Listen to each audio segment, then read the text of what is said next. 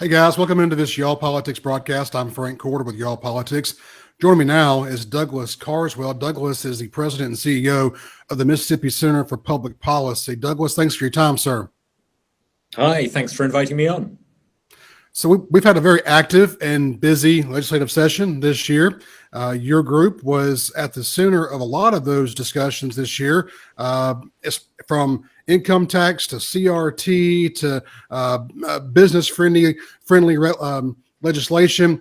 One of the things I want to talk to you about today is kind of a recap or a perspective of how you thought this session went from your perspective. Let's start just with a general overview of your thoughts. Two big wins from our perspective in this session. A bill to combat critical race theory, something we've been pushing for very aggressively. We published a report showing that CRT is being promoted, and we recommended model legislation, and it's wonderful to see that has now become law. But also the campaign to abolish income tax, big step forward. We're not really in a position where we can claim that we've abolished the state income tax, but we have given, we've seen lawmakers give taxpayers the biggest tax cut in our state's history. So there's the two big wins from our point of view. A couple of disappointments, I have to be honest. A couple of things we would have liked to have seen, which we haven't seen. But overall, we're very pleased with two big wins. We think we're moving the dial in Mississippi, making it more free market. And we think that free market, that freedom and liberty are the engine of success. Another big issue was the teacher pay raise. They got the largest teacher pay raise in history. Yep. But along with that it also came some career and technical education reforms to help people find jobs through workforce development. Yep. Speak to those issues, if you will. It's great to see money being spent on teachers going into the classroom. It's good to see. We want to make sure that teachers in Mississippi are paid a decent salary. But we can't just keep on shoveling money into a fundamentally broken education system and expect to see improvements in standards. We need fundamental systemic reform of the education system in Mississippi. It's great that teachers got the pay raise, but that should have been accompanied by some real reform. And until we see real reform in Mississippi, it doesn't matter how many extra billions of dollars you hose at the system, until we see fundamental reform of the education system, we're going to carry on seeing systemic underperformance in many school board districts.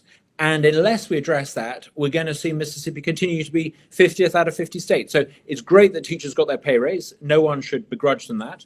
But we also needed to see and should have seen some far-reaching reform. And I think that's one of the disappointments from this session. We produced a number of bills to try to reform the education system, to try to break open the public education cartel, and that was firmly resisted. But we are going to have to see some change if young Mississippians are going to have the life chances that young Texans have, or young people in Nashville or Florida have.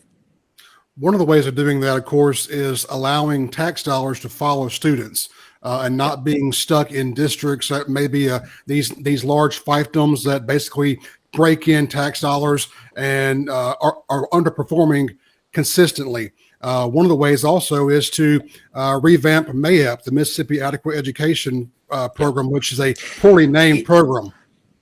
It strikes me as a little strange that the Republican Party has a supermajority. They control all the institutions of all the levers of power at the state, and they're unable to reform a system of education funding that is fundamentally anti-improving education standards. The money doesn't go into the classroom. It doesn't give mums and dads, it doesn't give parents and families the kind of control that they should have as citizens and as citizen consumers. They are left often at the mercy of a school board district that is often run in the interests of people on its payroll. Now, don't get me wrong, there are some very good school board districts here Sure. in Mississippi, but not all of them. Some of them, let's be honest, are pretty dire. Nothing can be done about this until you give mums and dads control over their child's tax dollars. If it's good enough for parents in Orlando, Florida to have this system, why can't we have it here in Mississippi? You mentioned the income tax. There was some disappointment on not getting it fully phased out. The governor said yesterday on social media that he was looking forward to moving that conversation forward in future sessions. How do you guys suggest that move forward? I think there's been great leadership by the governor on this issue and great leadership by the Speaker of the House, Philip Gunn, on this issue. Look, at the moment, the legislature in Jackson is sitting on a mountain of money, a huge surplus. I'm not just talking about the fact that they have taken in more money this year than they're spending. They've also got this huge dollop of money from DC. It gives them a surplus of about $3 billion. Now they're giving about a sixth of that, about $500 million, back in the form of a tax break. But there's 5/6 of that mountain of money is not being given back to taxpayers. I think this is a good first step. What's really interesting is the argument against abolishing the state income tax is no longer being made on the basis of first principle. The moral case for abolishing the state income tax, I think, has now been made and won. The arguments against abolishing it are supposedly pragmatic and practical. People are saying it's a great idea, but I think next year we need to revisit the but, and we need to say that, look, this is taxpayer money. The cost of living, the cost of everything from gas to groceries is going up. The best way to help Mississippians have more money in their pocket is not to take money out of their pocket in the first place. Abolish the state income tax. There is a huge example.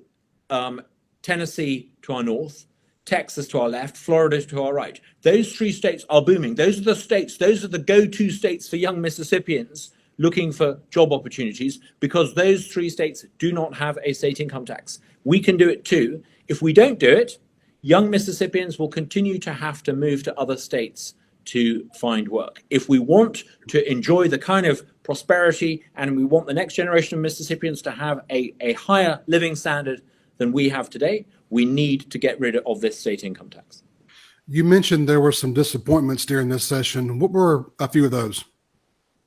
Number one, I think, was the failure to actually clean up the initiative system. Look, no one can be blamed. We got into a terrible muddle as a state because we inherited a system for triggering initiative votes that the court found to be dysfunctional. Sure. What is disappointing is that a sensible proposal was put forward to actually fix this, and it seems to have been quietly killed.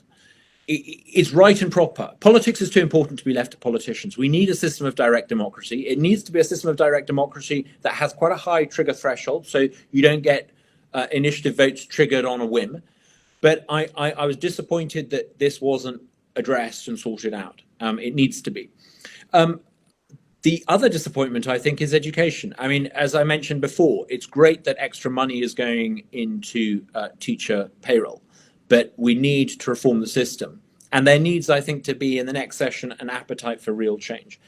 So often people talk about workforce development, or they talk about doing things to make sure that employers can find trained employees, or to make sure young Mississippians have job opportunities. Look, you're only going to fix that if you address some of the problems at K through 12 education. That is what we need to fix. And in this session, rather disappointingly, there wasn't perhaps the appetite for change that there should be. But I think change is coming because a lot of folk outside the legislature recognize that things can be better than they are. And I think the legislature, I hope in the next session, will wake up to that fact. From a free market think tank conversation point, today the Biden administration is being hit with the 40-year high of inflation, 8.5%. The Bureau of Labor Statistics rolled it out this morning. Every American is paying more for almost every consumer good. What's the answer to that? Inflation is always, as Milton Friedman said, a monetary phenomenon. If you print more dollars, the value of the dollars in your pocket will go down. And that's sadly exactly what has happened. There's been this extraordinary increase in inflation. It kind of plateaued along until about actually November, December, a couple of years ago. And then it's sort of taken off. And it's taken off because the Fed is printing money. They are hosing newly printed dollars at the economy. this makes us feel rich initially because, hey, we get free money from the feds. But actually what it means is that you get massive increases in prices. And the tragedy is that the people who are going to pay the price for this are going to be low-income Mississippians, because although they might get a pay increase, their pay is not going to increase as fast as the increase in the cost of gas and groceries, and that is going to leave them poorer. So I think what we need to see is a Washington administration that, like the Reagan administration in the early 80s, stops printing money, stops spending money like a drunken sailor, and actually gets control over the money supply. If you want to control inflation, you need to stop printing dollars. So going forward, you guys are very active during the off season when the legislature is out of session. Yeah. You're getting ready for next year. What's on your plate?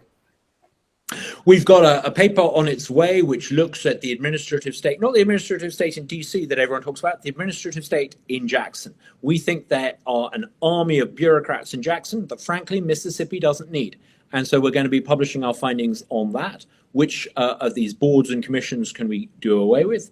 We're also going to be producing the next issue of the Mississippi Fat Cat Report, which is a list of the 50 highest paid public officials in the state of Mississippi. We published it last year. It was pretty outrageous. I think people will be even more shocked when they read our findings this year. We also want to produce some seriously thought through proposals on education reform. I think we need to try and listen to, and this is something we're very involved in, listen to mums and dads in the education system at the moment who are losing out most from a failing status quo, and find out what it is that they want in terms of change. Too often, perhaps organizations like ours have said, right, the answer is more charter schools, or the answer is education vouchers. Now, I'm not saying it's not those things, but I think we now need to have a deeper conversation with mums and dads throughout Mississippi, particularly in the parts of Mississippi that are most underperforming in terms of school standards, and find out what it is they want, and then come up with some plans that can get their support. You also have an event coming up. We do. We have Douglas Murray, who is a famous author, I think probably one of the foremost public thinkers on the conservative movement at the moment. He has got a book called The War on the West, and this is an examination of why it is that Western values, American political culture is constantly undermined from within. And it's very much a sort of defense, I think, of this idea of American exceptionalism, this idea that America is actually a force for good in the world. So we've got him coming to Jackson. We're very excited about that. And we hope that lots of people will listen to Douglas Murray and recognize that actually Western culture and American values are actually not just worth preserving, they are a force for good in the world. And they underpin what we call our Western civilized way of life, the sort of things that Ukraine is seeking to defend: the right of self-determination, the right to live your life freely. These are not values that exist in a vacuum. They are values that exist throughout the world, largely as a consequence, I might say, of the United States and the American Republic and its traditions. Douglas, thanks for your time today. We appreciate your perspective and you joining us today. We'll get you back on real soon. Thank you so much. I really enjoyed that. Thank you. And thank you for watching here on Y'all Politics and y'allpolitics.com and across all of our social media platforms. And we'll see you next time.